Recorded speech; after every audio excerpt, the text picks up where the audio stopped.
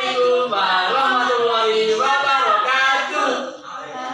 Assalamualaikum warahmatullahi wabarakatuh. Perkenalkan, nama saya Hafizah Abdul Abdania, absen 11. Dan ini faktor saya. Sofeli Damasul absen 26. Kami akan mempresentasikan makalah kita tentang Kerajaan Bali. Memimpin sebanyak 200 pengikutnya berperang sampai penghabisan pada tahun 1908 melawan Belanda. Masa kejayaan Kerajaan Bali. Pada masa pemerintahan Karno Dayana, Kerajaan Bali mengalami puncak kejayaan. Pada masa pemerintahan beliau, Kerajaan Bali mengalami puncak kejayaan dengan sistem pemerintahannya yang lebih jelas daripada sebelumnya.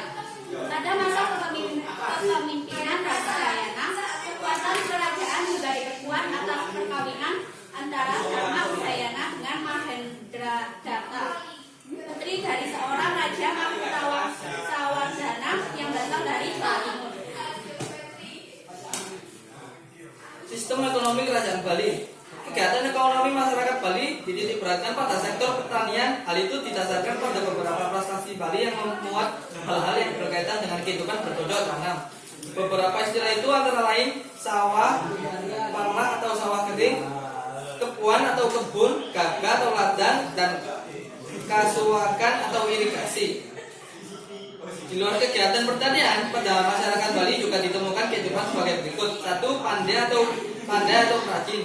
Mereka mempunyai kepandaian membuat kerajaan perhiasan dari bahan emas dan perak. Yang kedua, undagi. Mereka mempunyai kepandaian memahat, melukis, dan membuat bangunan.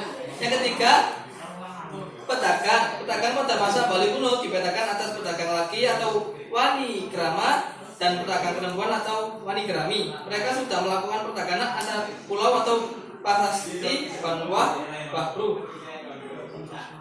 Kehidupan sosial budaya. 1. Sistem kasta catur warna.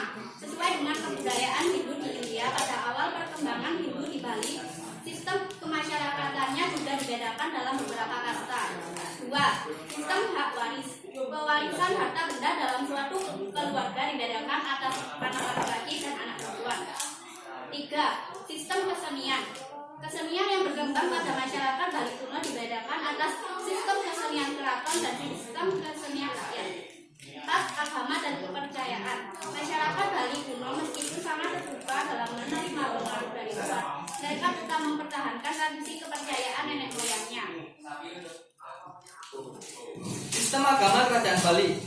Agama Hindu Siwa mendominasi kehidupan masyarakat Buleleng. Akan tetapi, tradisi menggalitik masih mengakar kuat dalam masyarakat Buleleng. Agama Hindu dan Buddha mulai mendapatkan peranan penting bagi masa Raja Udayana. Pada masa ini, pendeta Siwa dan Brahmana Buddha dianggap sebagai salah satu penasihat raja. Sesuai dengan kepercayaan Hindu, raja dianggap penjelmaan atau inkarnasi dewa. Dalam prasasti pohon asem dijelaskan anak bungsu merupakan penjelmaan dewa hari atau Wisnu. Bukti ini menunjukkan bahwa raja anak bungsu dan rakyat Buleleng merupakan penganut Waisnawa, yaitu pemuja Dewa Wisnu. Selain agama Hindu dan Buddha, di Buleleng berkembang sekte-sekte kerajaan yang menyembah dewa-dewa tertentu. Misalnya sekte Ganapatya atau penyembah dewa Gana, dan Sora atau penyembah dewa matahari. Peninggalan Kerajaan Bali. Walaupun di masa pemerintahan Raja Anak Ungu dinyatakan bahwa ada 28 prasasti yang dibuat, tetapi jumlah prasasti peninggalan Kerajaan Bali ini tidak lengkap segitu jumlahnya.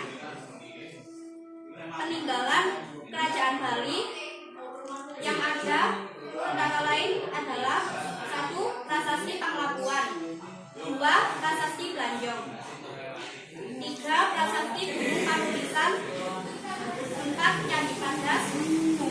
Candi Wasan, 6. Candi Menguning, dan 7. Pura Agung Besaki. Penyebab runtuhnya Kerajaan Bali. Dikisahkan seorang Raja Bali pada saat itu bernama Raja Bilahulu atau yang dikenal dengan nama Maya Denawa yang memiliki seorang pati yang sangat sakti yang bernama Ki Kepoiwa. Kedatangan Gajah Mada dari kerajaan Majapahit ke Bali adalah ingin menaklukkan Bali di bawah pimpinan kerajaan Majapahit. Namun karena tidak mampu, Pati Majapahit itu mengajak Ki Kebo Iwa ke Jawa dan di sana disuruh membuat sumur. Dan setelah sumur itu selesai, Ki Kebo Iwa dikubur hidup-hidup dengan tanah dan batu. Namun dalam lontar Bali, Ki Kebo Iwa tidak dapat dibunuh dengan cara mudah seperti itu.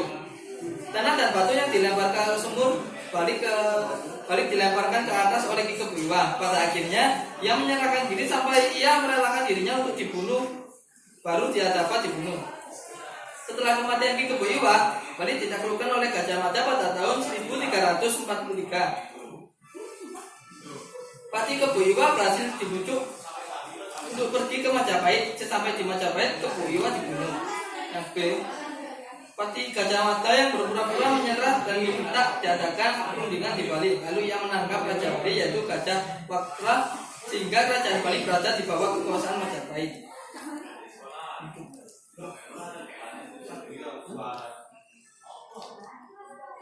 Kesimpulannya, kerajaan Bali terletak di sebuah pulau yang tidak jauh dari daerah Jawa Timur, tepatnya di sebelah timur Pulau Jawa. Kerajaan Bali muncul pada abad ke-9 yang diperintah oleh Raja Sri Warmadewa, Udayana dan anak bungsu. Tahun 915, Raja Bali Ugrasena berhasil membangun kerajaan Bali dan serta menjalin persahabatan antara Mataram dan ditandai perkawinan Udayana Warmadewa dengan putri Mahkotawangsa Pardana yang bernama Mahendrata. Silakan bila ada pertanyaan atau kritik, silakan. Ya, silakan. Apa penyebab kerajaan Kelungkung terpecah menjadi beberapa kerajaan kecil? Baik, saya akan menjawab pertanyaan dari Dian. Penyebab kerajaan Kelungkung terbagi menjadi 8 kerajaan kecil yaitu karena pada saat itu sistem pemerintahan di Bali masih lemah. Jadi kerajaan itu masih belum kuat sehingga terpecah belah. Jadi 8 kerajaan kecil pada masa itu. Baik, terima kasih. Sekian presentasi dari kelompok kami. Wassalamualaikum warahmatullahi wabarakatuh.